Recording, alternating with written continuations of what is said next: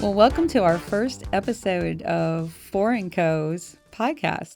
We haven't named it yet, guys. No, we need to talk about that. We can just be simple about it for Foreign Co podcast. Yes. Well, you've got 3 of the Foreign Co right now because someone's got to mind the shop, and that would be Dad, my husband.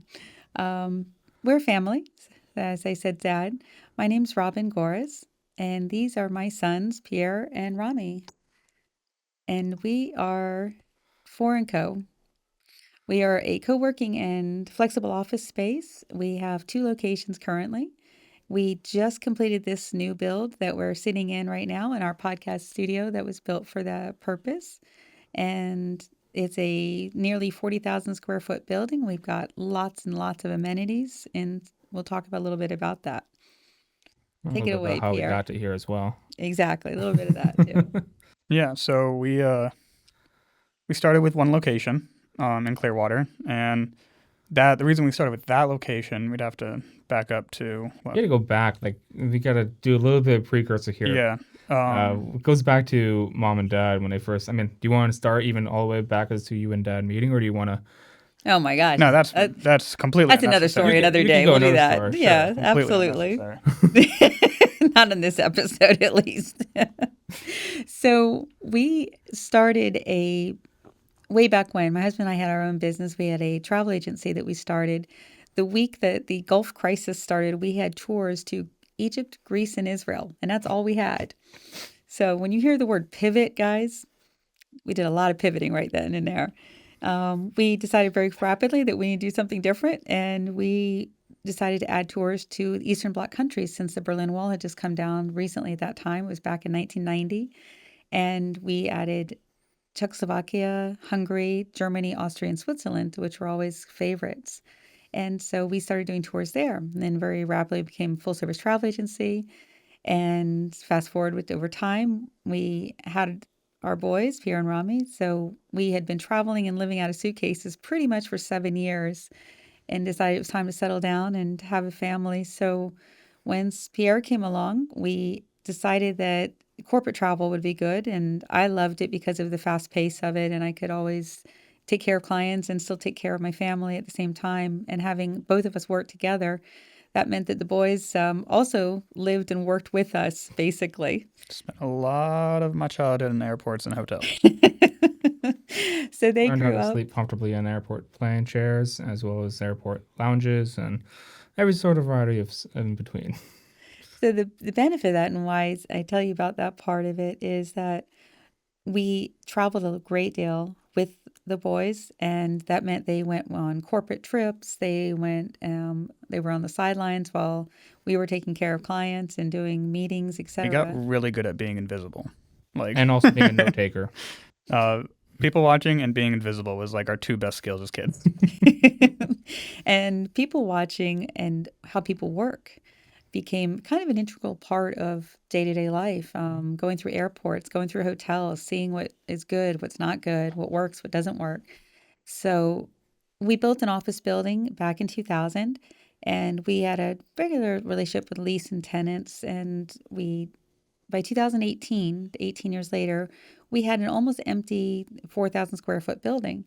And the boys were grown up at that point, and we said to Pierre and Rami, what do you want to do with the building? Because it'll be yours one day, so you get a vote. And Pierre said, co-working. And I was senior in college at that point. What? You were in your junior year semester. Yeah. No, actually, no. I was junior year. Yeah, that's right. Because my senior year left. Yep. Once that exactly. we started that, but yeah, I suggested co-working, and it was one of those things where parents were like, "Awesome, what is it?" And so I explained it. It's basically it's still office space, but you cut down everything into smaller sizes. So after some retrofitting and getting some new furniture and stuff like that, and visiting a lot of places and learning all about it. Yeah, and it was still fairly new in our area at the time in Tampa. You had WeWork around was just started. Yep. They just opened Industrious. And Industrious had put their first location. And then I think was Hyde House No, around? Not yet. Not yet? No. Okay. That came in like right after COVID. What was the name of the one in Armature Works? Bay Bay 31? Bay 3 or Bay 3, yeah, Bay 3, that was it. yeah. something like that. Yeah. So yeah, we just did some secret shopping, went around and scoped out what was out there. And we've obviously heard of Regis at the time, and that was something we kind of said is more executive suites than it is a co-working space. And that, at least at that point in time, they've definitely evolved their model to some extent to be more of a co-working model than what they used to be. But yeah, after doing that and being located in Clearwater, in the suburbs of Clearwater, really not downtown Clearwater, we were in a nice location because it was easy to get to St. Pete, easy to get to Tampa, easy to get to anywhere in Pinellas. It was the infamous 20-minute drive. If it was in 20 minutes, it was perfect ranch. You don't have to worry about it. Exactly. So, yeah, and we opened up in August of 2018 as a co-working space. And we actually had a different name when we opened, which was HQ Loft. We'll save that for a different episode. Yeah. Yeah. Story. We can brush over a little bit. But that basically, what happened there? What was basically? It was. I've forget a little bit. Who was it? Was it Regis or was It it? was Regis, Regis, Signature. the parent company. It's Yeah. parent company of Regis. They had the trademark on the acronym HQ, which we all kind of scratched our heads at. But we rolled with it and did a name change because we got a cease and desist from them. So we quickly changed our name to Foreign Co. And kind of the idea was it's the four of us and all of our members. So hence four and then Co, meaning all of our members. And co-working spaces. Just to be obvious about it. But yeah, that was something we that was our first pivot in the co-working industry, let alone just pivoting the building from being a traditional landlord-tenant relationship to being a co-working. So actually, technically, it's a second pivot. It's true. Second pivot. We're gonna have a pivot counter going on. I'm going to be like Martha Stewart. I don't like the word pivot. But Adapt and Change. adapt and adopt. Adapt and adopt. Yeah. yeah, and we so that was around. That's So we opened in late August 2018, later. and we were full after 7 months. Yeah.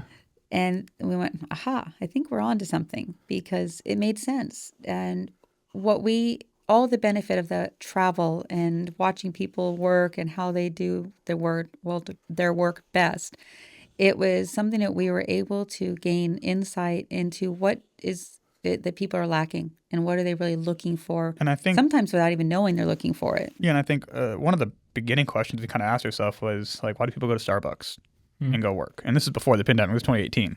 And Right. it's between that and one of the main reasons why you guys didn't need Clearwater office anymore for your business was travel was one of the first industries to go remote in the sense Absolutely of true. Yeah. remote work. So you already knew what the needs were if your agents were remote, what the basics they needed. They needed access to printer. They needed access to stable internet, access to phone service. Yep. And that was when you still had to deal with wires and landlines and all that stuff. Absolutely. So As soon as there was a laptop, I had a laptop and we were able to work remotely. And it was interesting because we did the nomad lifestyle before it became a thing. Much later. Many of trips that we went on that you would be in the middle of an airport booking somebody's corporate ticket because they're in the other side of the world and a completely different time zone and are stuck in some random airport and need to get back to wherever they're going. Absolutely. And that's kind of what allowed us. So we filled in 7 months the location. It was a much smaller location, only 4,000 square feet. But the benefit of it was that it allowed us to dream and think, okay, we had to retrofit a building and we had to deal with its constraints and walls and things that you may not want. So it allowed us to dream a little bit bigger and go, what would we do if we could build a space for people to have an office and what would they all want?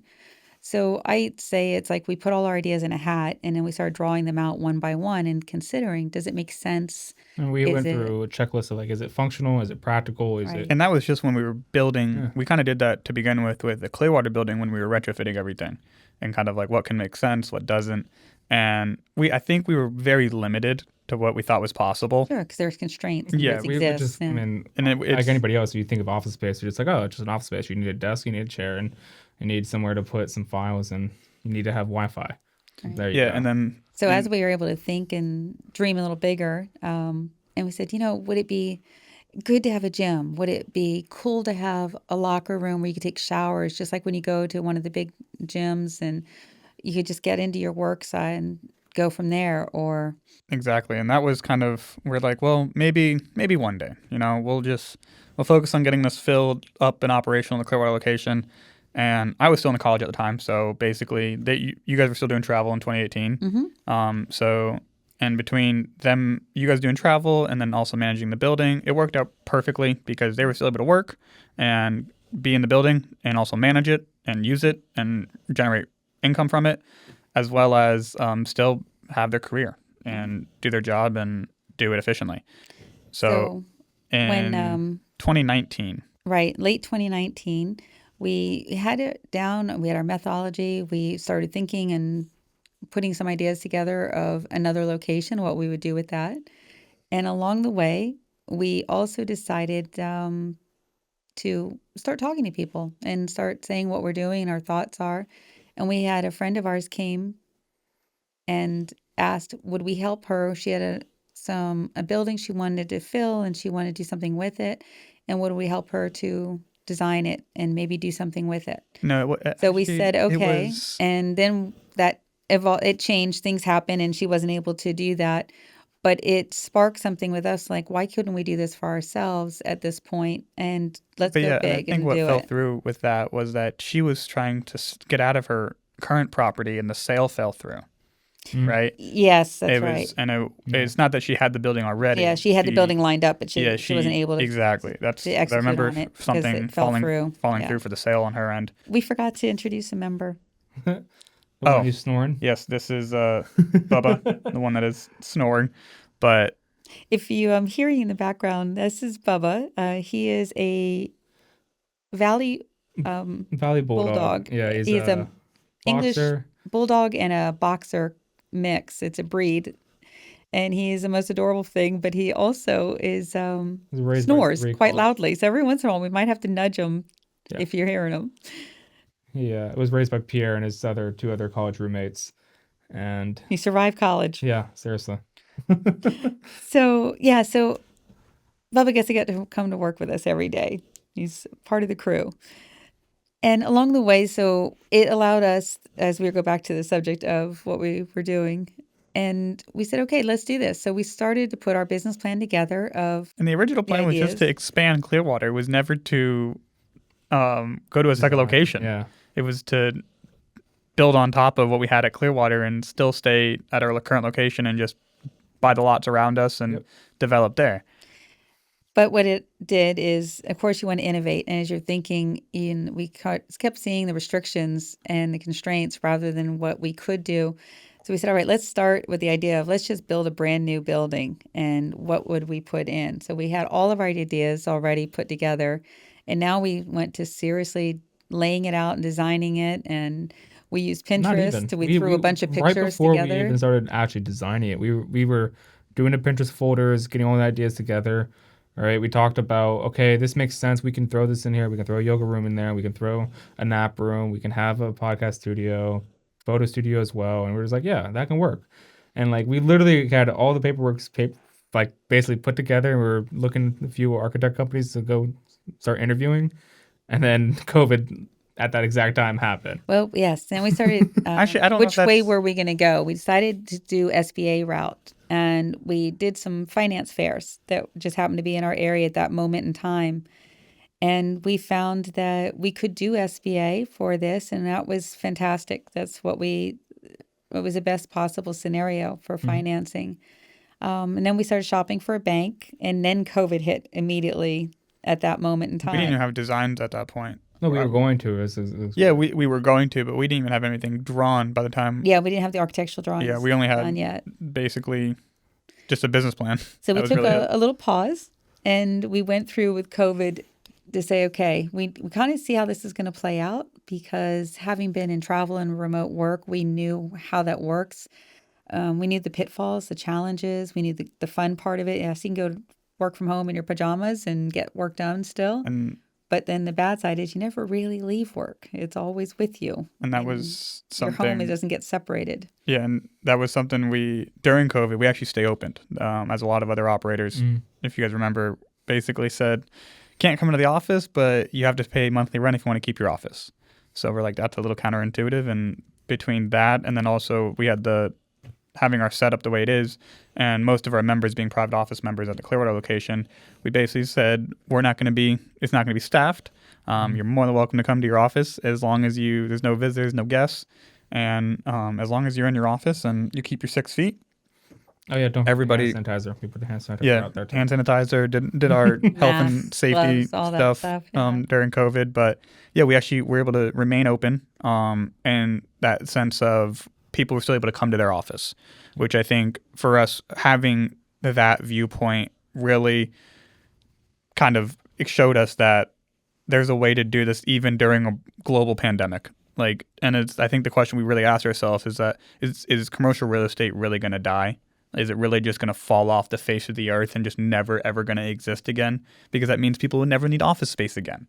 Yeah. And I think that was kind of one of the rational logic things that we had to think about even early in the pandemic and that was before we knew the seriousness of everything and stuff like that. So I think I'd say after the first 2 months, we kind of realized that there's a path forward and there's a way that once things got more clear about the situation for COVID and stuff like that, I think we were more confident that co-working was actually going to benefit, even though the traditional commercial real estate and office space may suffer.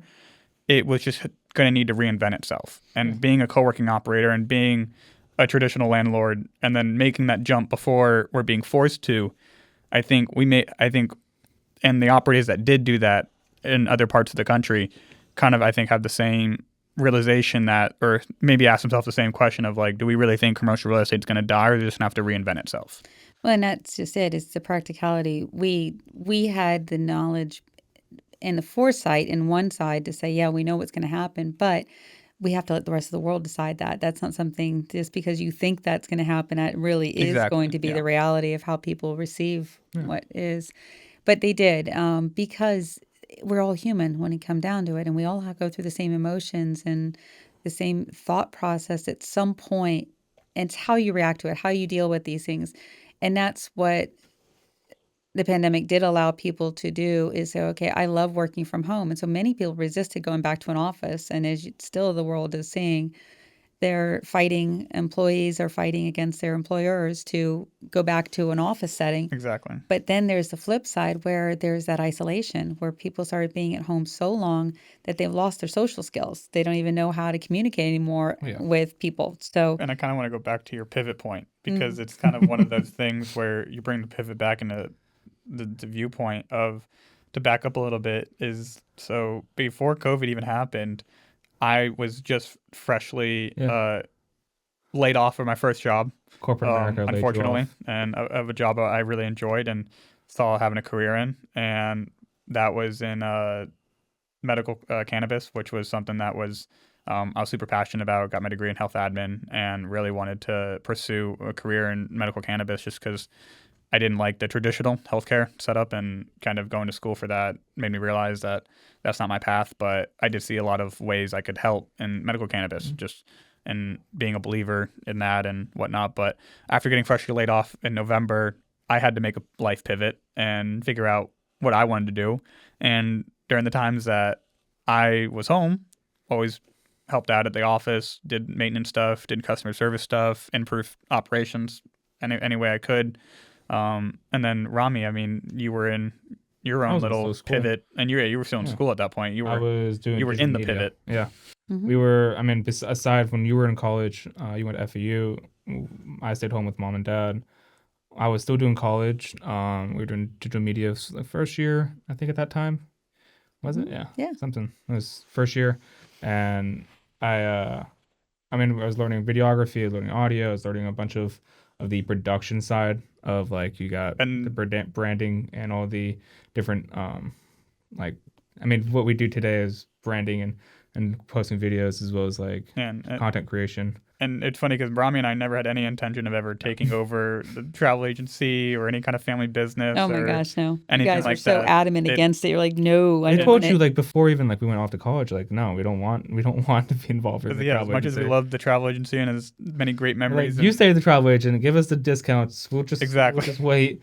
We'll just, That's then- about the sum of it too. It's how Fast- it went. Fast forward to when COVID hit, I mean, they have, after being 30 years in business, fighting the internet, fighting Oh my all the gosh. different Oh, updates to terms for agents. And all I did for 6 months was do refunds Stuff like during that. COVID for travel. I think it was what, like at the end of 2020, you kind of realized that travel is never ever going to be the same. And Absolutely. having to make I that mean, pivot.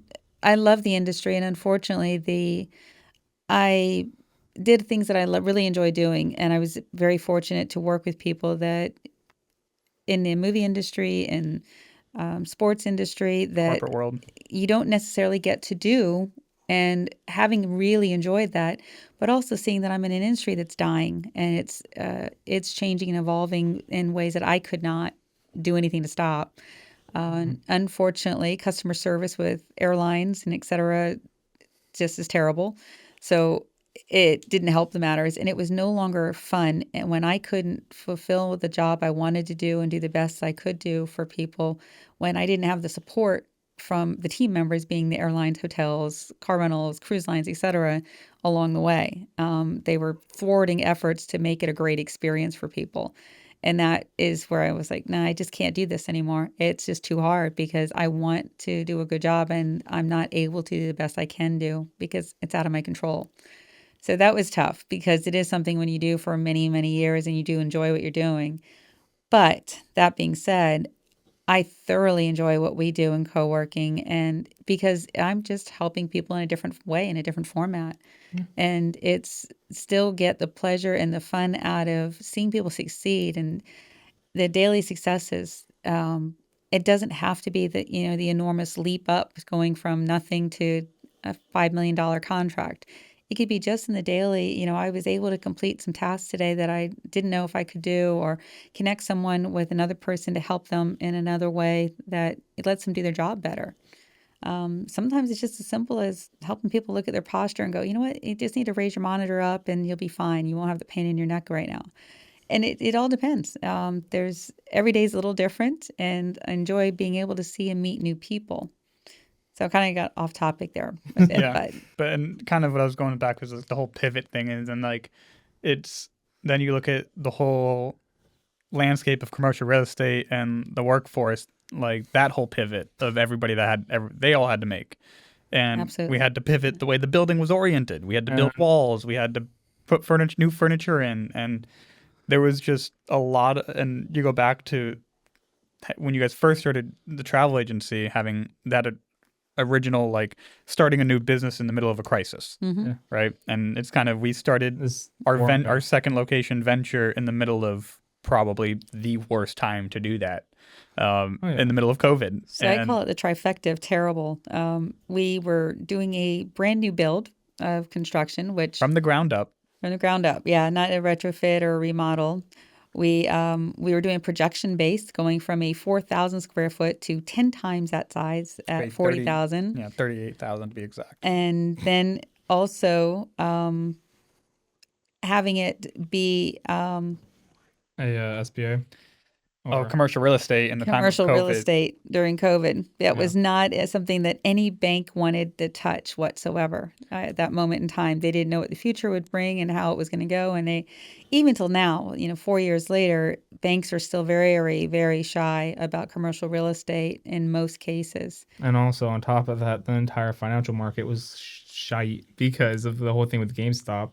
We were just watching that, and now it's subjectively bad. It depends who you are in the market. But I think that era was, we got looked at like we were crazy. Yeah. But times. at the same time, we went through a lot of rejection with banks. Oh yes, there was. And what's kind of funny is I think the whole theme of our origin story is pivot. It's just getting comfortable with pivoting and problem solving and having to new challenges and stuff like that. But we approached 27 banks. Well, you have to No. back up before that. You have to even go to before why that. we had to Yeah. approach 27 Well, banks. we had our lender lined up, and unfortunately, our lender did not let us know that they had a lending limit and they would have to have a partner. And the problem was they couldn't get a partner to do the remaining part of the loan that they needed to be able to complete our loan. So we had our SBA approval and authorization, but we had no lender. So we had to back up and find one again. And And that was unexpected. And for people that don't really operate in the SBA world, that is extremely out of the ordinary to get your SBA approval first before you get your lender approval. That was something that most banks were the reason why most banks even entertained us, was because we had that SBA approval and had that authorization. Really And true. it was something that, in a way, when we presented to the SBA, we really said, like, we had to present ourselves in a way that we had to make ourselves make sense to them, and we do, and we do, did. and it's between being commercial real estate and operating, being compared to a hotel but not really a hotel. Yeah. It made it a lot easier to digest, because a lot of what we do, and what also the other thing we forgot to mention, why people looked at us like we're crazy. Everything's month to month.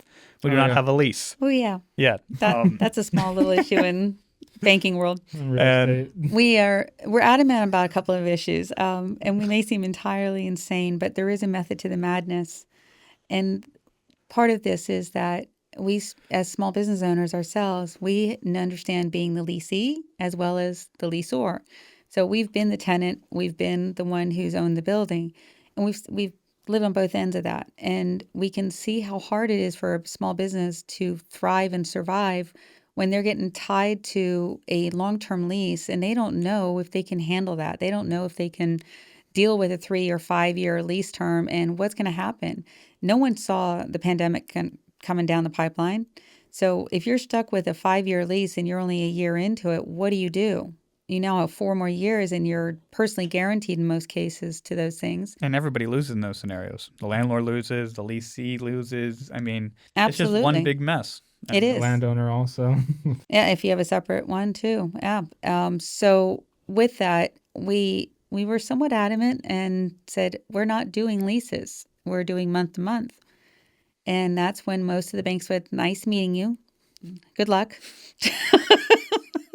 So that was tough. You saw the physical interest just completely fade away in their face. Yeah. But It was, great idea. Love the concept. Yeah. But and it's one of those things where and we're also very different from a lot of our competitors because we aren't in a downtown location. None of our locations are in downtown. And that was another point. Kind of strike against us in that sense, where we weren't the typical file that came across a banker's desk for commercial real estate. Yeah. And especially wanting to build in Land O'Lakes. And anybody from Land Tampa, O'Lakes what? Yeah, exactly. What is that? Where is that? It's not the butter. That's Michigan. You making for anybody butter? that Okay. wondered. Yeah. Yes.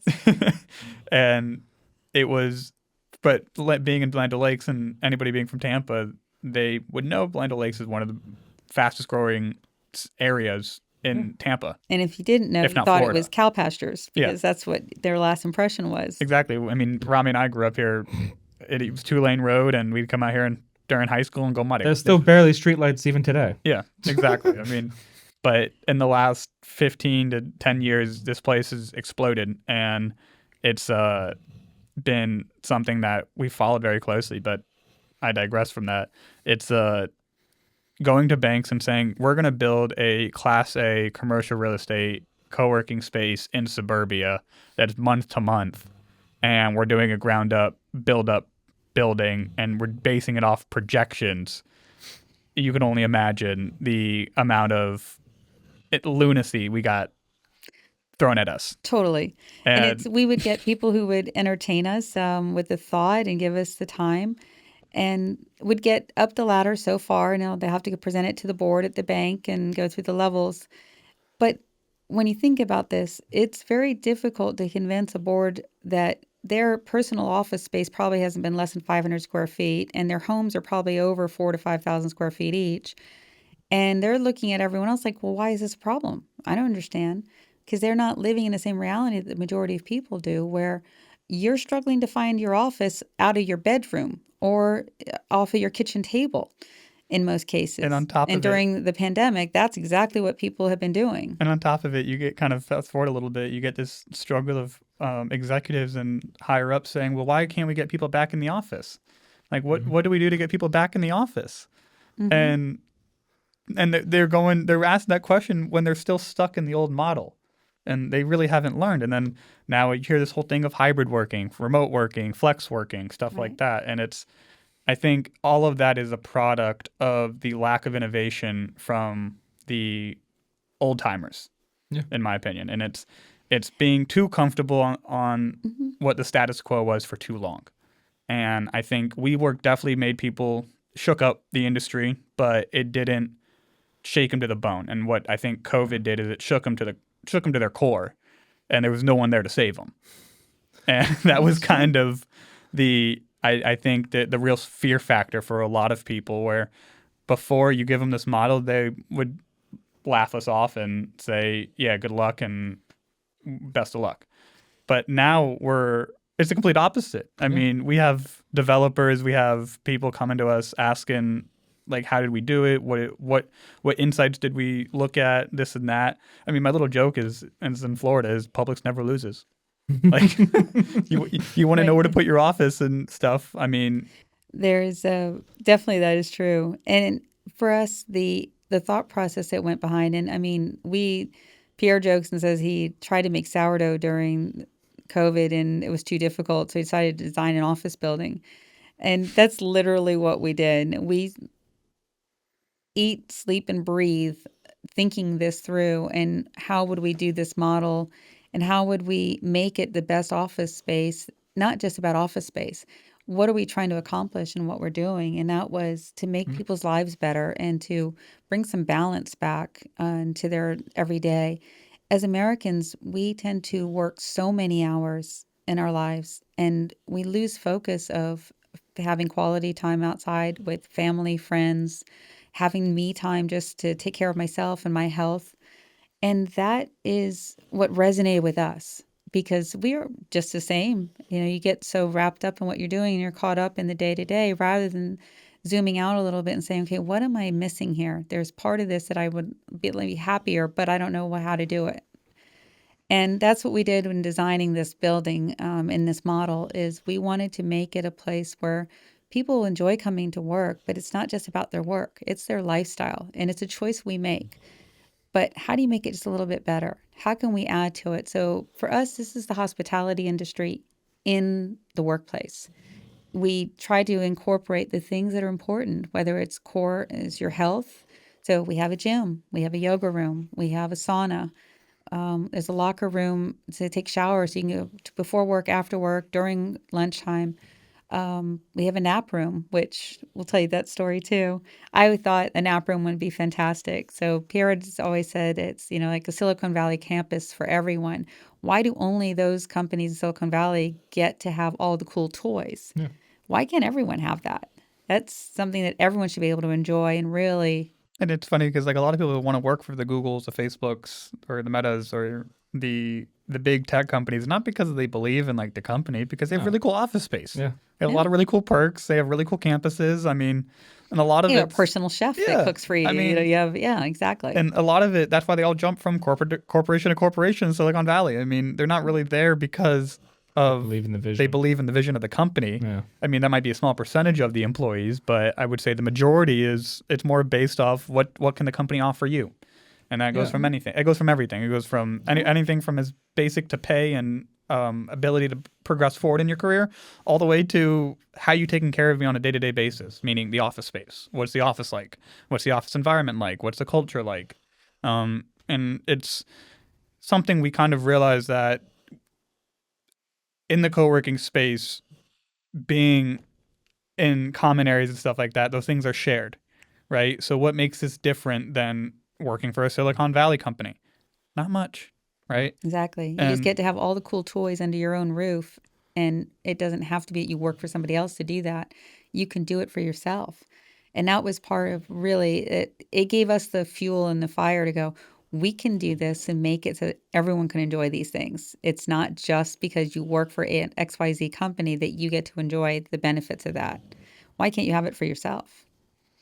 And that was a good part of why we did the things that we did in the building.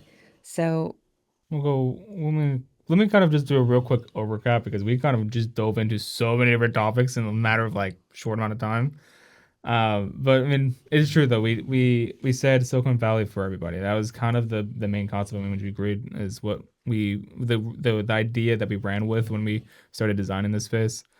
It's just saying, why not have a facility that anybody and everybody can utilize that is just as awesome as the Googles, the Apple, the Amazon headquarters. I mean, and so backtracking a little bit to when we started construction, going back to what we had to do was pivoting from business mindset to construction mindset, because it was also in the middle of that, we're dealing with the after effects of COVID, between shipping and labor supplies. Oh yeah, we delays. were also that was We're that was talking an about merry-go-round, to say the going least. into dealing with GCs, subcontractors, and We had a figuring price out- increase every 2 weeks. Price wasn't valid for price was only valid for a week, so you had to make game time decisions within. Yesterday's deal is not today's deal. And Yeah, and it was very much getting yanked around left and right. And we had to be mediator between bank, GC, and also pre-sale members as well. and then between budget cuts with interest rates rising almost every month, it felt like. it was for a while. We literally period were of time. pivoting every single day, like 5 times a day at the least. And then There was the other aspect is that we put things into this building that is not, I guess, typical. So under one roof, we have a photo studio and we have a psych wall or cyclorama wall. And that's something that the GC shied away from. They didn't know how to do it. So that was an issue. We said, no worries, we'll take care of it. And I mean, literally, we will take care of it. We stepped in and constructed it and We'll did it. take YouTube videos, grab some handyman help, and Exactly. I mean, we had to lay flooring in this building due to a scheduling mishap. yeah, And to make sure we had our glass frames in for the offices. yeah, Funniest part. So we had a crew of 14 Russian guys that were in putting glass doors in and walls. And the flooring people had a problem scheduling, but it was essential that these carpets and floors went in under the glass walls. So between the 14 Russian guys, who maybe half of them didn't speak English at all, the 4 of us, and a few others, we all pitched in together and we put carpet down everywhere it needed to go throughout 40,000 square feet to make sure that they could install the glass, because they were here on a very tight schedule and only had a week. I mean, to my be personal here. favorite story is the chandelier story. Oh gosh. That is one of my personal favorites. That was great. So Having- we had a chandelier, custom-made chandelier, a By a beautiful. local artist, and she did a fantastic job on it. Shout out to Chroma Studios, Kate. She's amazing. And so we comes to the day of the delivery, and it's in our bid for installing a chandelier. Electricians know this, and this is around the time crunch where things starting to last 2 months of construction. We're already delayed because we're already of delayed, glass. and we're already paying penalty interest on this. So we're trying to mitigate how much time goes by, and so everything is basically everything that gets presented to us. The follow-up question is how long it's going to take. So at that point, we get the chandelier in, and we ask the electrician on site. We ask him, so how long you think it's going to take for you to install? And he just takes one look at it, looks up, looks back at it, and goes, 2 weeks. And we all look at each other. We go, we don't have 2 weeks. We have tomorrow. We need this done ASAP. Because tomorrow the scaffolding was getting taken off of the stairs that we crucially needed to get that chandelier up. And we also needed that because we needed to put the railing in, because that And you take the basically it was scaffolding out. one big scheduling mishap. And I've always said this from the beginning. To be successful in anything, as long as you plan, communicate, and organize, most things you'll be successful in. Yeah. In this situation, None of those things happened. So I mean, it wasn't even like we asked the electrician how long. We said before, like, all right, guys, you guys are aware, like 2 weeks before, like you're aware that this chandelier needs to get put up and it's getting delivered this week. I'm like, yeah, okay. And Long story short, And then additionally to that, it was also we they were installed a like, chandelier. no, it wasn't just the show. That I mean, we go to them, we talk to them again, like the week before, saying glass railings are going to be getting installed and that scaffolding's going to be go. Are you going to be okay with that? And they said, yeah, we got it, no problem. And yeah, it was one of those things where we all said, "Yep, f that. We're gonna go about our own thing." And as we've done with many things in this building, me, Rami, one My of his buddy friends, Tristan. and our handyman Raul, and was there one more?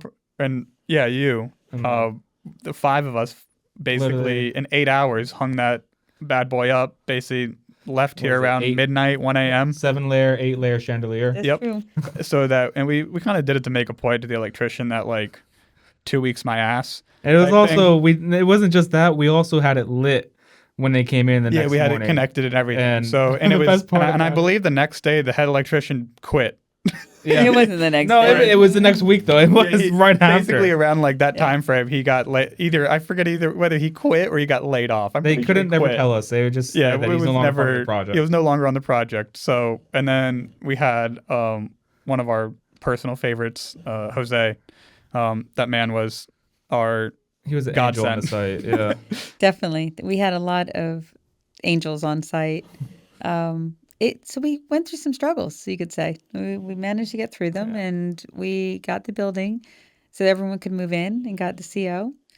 And the And that was result also of another it, big part is we had gracious enough members. I mean, talking about we going had from members chomping at the pre-sales bits. where we sold, we were given the timeline of 1 year construction build, We projected and- November 2022 to be open and operational, and we weren't open until end of October, Yeah, March and we weren't. of 2023. Yeah. And we told them already from the very beginning, like, it's timelines will get pushed back, but we're working our best to make sure. And we had members, January 1st came around, they're like, we need to get an office space. And we're like, sorry guys, it's not going to work right now. They don't even have it sealed in right now at the moment. And we're still pounding them to get the glass just delivered. So there was definitely a lot had of to time. overcome some struggles along the way. We pitched in wherever we could and to do whatever is possible because we wanted to help get everyone in as soon as possible, but also it was time. It was a long planning process, and we got here and we moved everyone in, and we were barely able to get things open and done at that time. Since then, we've done pretty remarkably well. Yeah, I mean, we opened up, 30, 40% occupied? 35. 30 some odd percent. Yeah, exactly. And that was all done through pre-sales, hard hat tours. And then I would say within the first 3 months, we jumped up around, 50%. 50 roughly, Right. to around 50%. And then we finished the year, I would say, at around 65, 70. 65, 70% occupied. hmm So hopefully, I think within the next few months, we may be able to get close to our 100%. I don't know.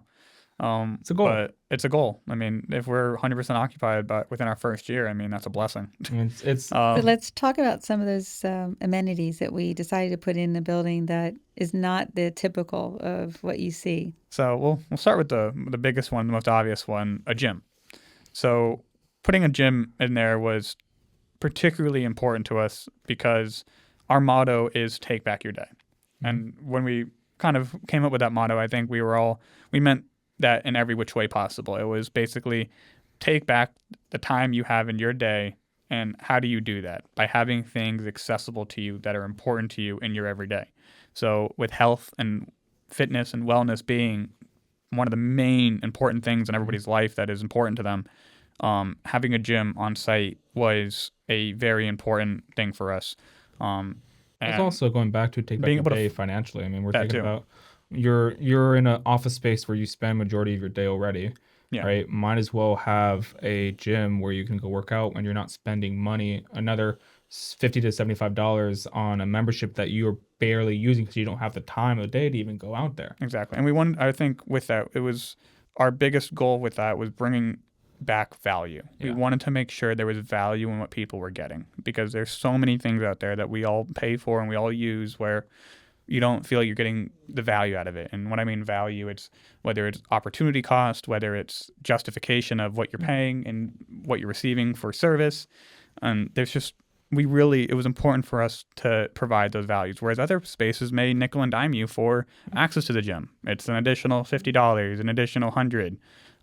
But I mean, that's the thing about us and our pricing. It's very much everything. Access to all the amenities as a private office member is right all inclusive. Yeah. And we didn't want to say, well, if you need this, it's a dangling carrot. You got to pay this much. It's why not make it all inclusive? Because that's part of the experience.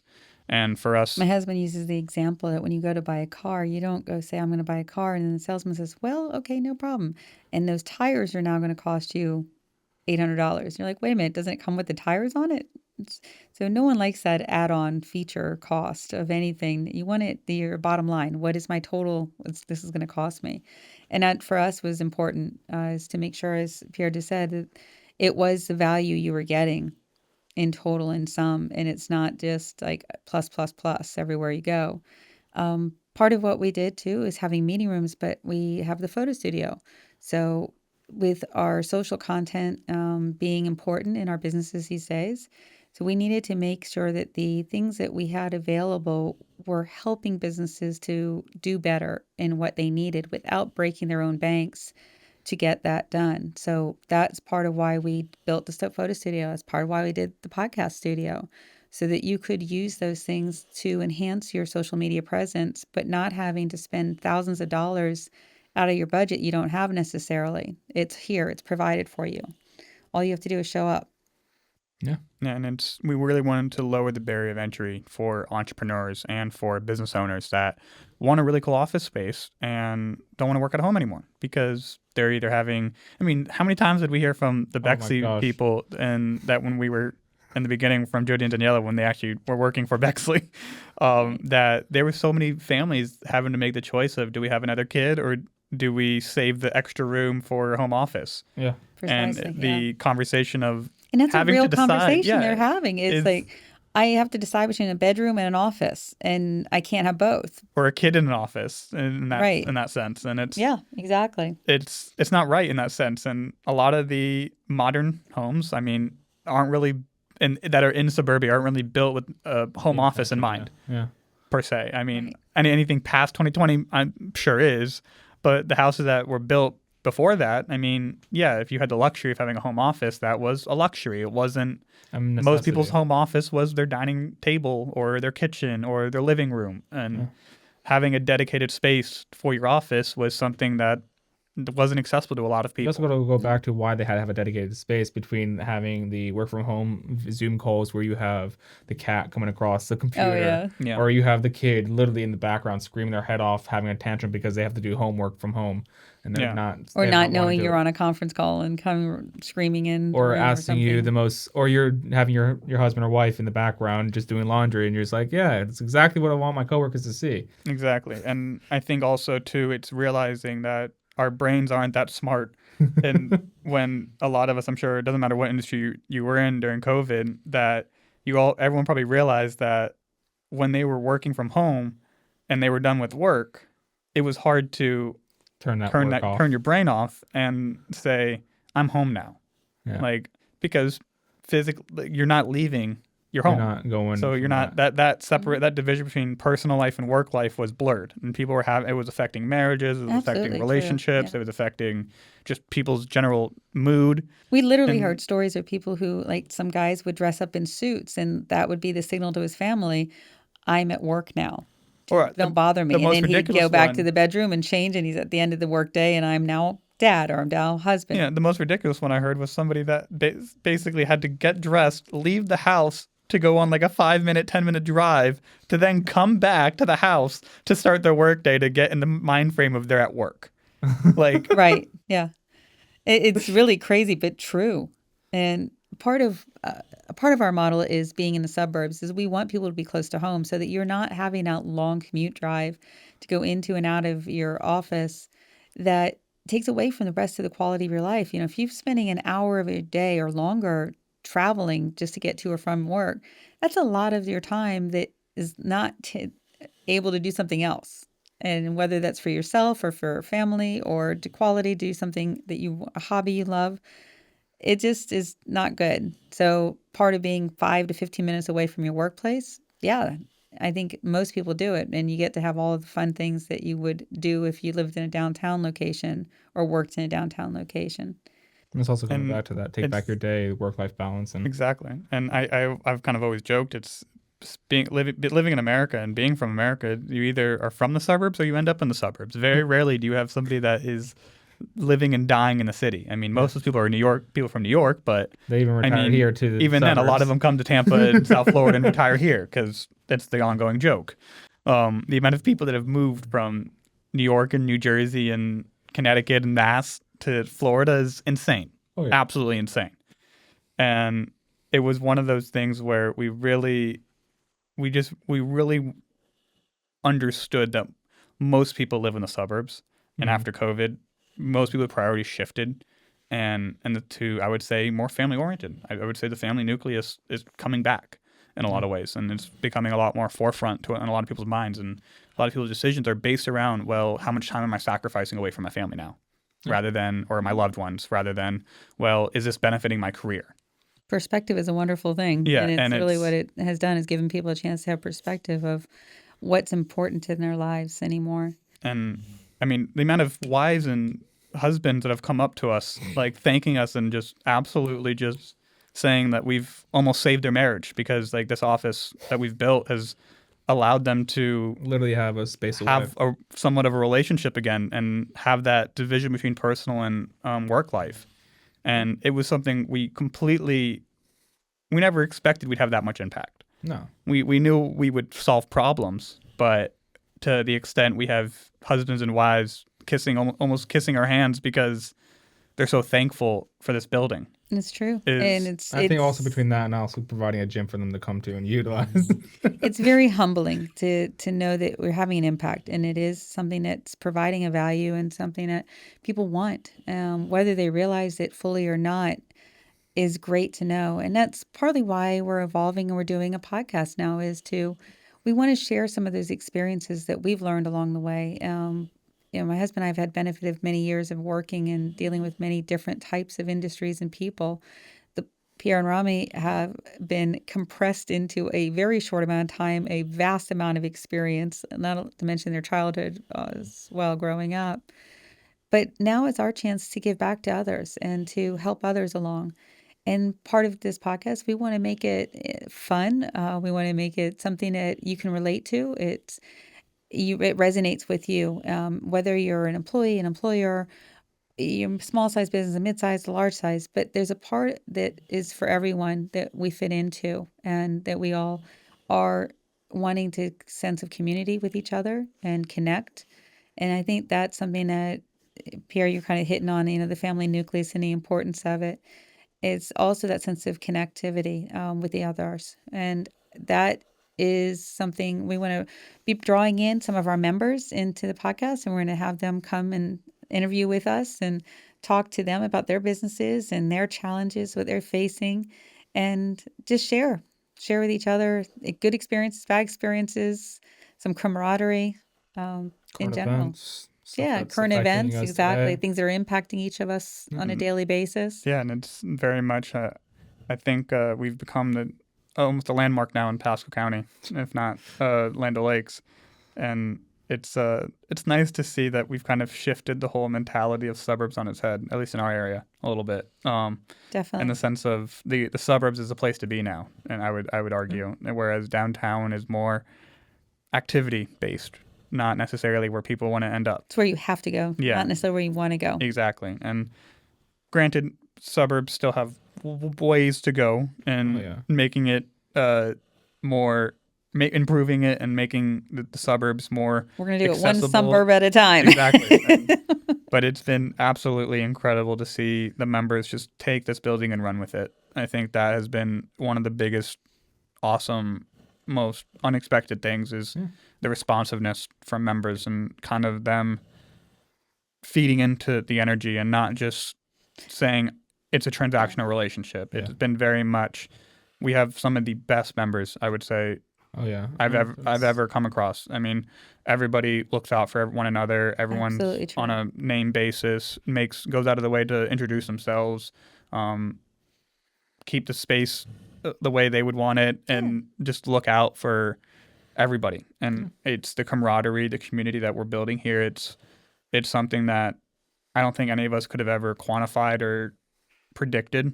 And the hope, I guess, is to kind of bring this to as many areas as possible and let them make it their own, because every location is going to be different. And we can just say our two That's locations. right. We have that same type of energy at Clearwater, but it's done very differently. Yeah. Exactly. And whereas people in Clearwater are very more low key and there's less people, just due to the building size, but everyone's still very communal, very much looking out for each other and Very true. building an ecosystem and a community. And That's it. You hit it. It's the ecosystem. And it's something that is absolutely, whether you know it or not, you're part of it. And when you feel a part of it is when that energy comes out and it feels alive. It just feels like, yes, this is the place for me. This is where I feel home. This is where I feel comfortable. I'm never leaving. That's what we want. And couldn't ask for any more. Yeah. So. I think a big part of what we've done here is just that. And also, I think one of the things that we will look forward to in future podcasts we do this is just talking about some of the personal experiences we went through in the past 3 years. Some of the probably get more granular, some stories, and and a big part of also that is talking about some of the things that our members experiencing. So we one thing that I just briefly want to mention about is like we'll talk to our members, and there's so many daily stories we'll hear from our members of the struggles that they're going through as an entrepreneur, business owner, or successes. I mean, the amount of exactly that, or successes. And it's just like one of the times we've had a member come up to us and ask us, have you ever dealt with this? And we're like, you know what? We've actually have exactly the same way. And we've been able to give them advice and pass it along to help them basically navigate through those struggles. And I think that's what we want to do with this, is just have a story that we can continually tell and share with people. So good point. Everyone's got a story to share and to tell. And I think we want to help bring that out and let everyone tell their story. Thank you for joining us today. We hope you enjoyed listening, and we are looking forward to bringing you some more experiences and sharing some more of our wild and crazy adventures that we've had along this path.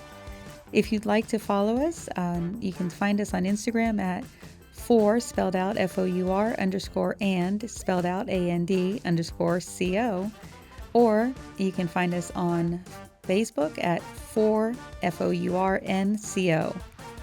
And we look forward to hearing from you. Our website is forandco.com, FOURNCO.com. Thanks for joining us.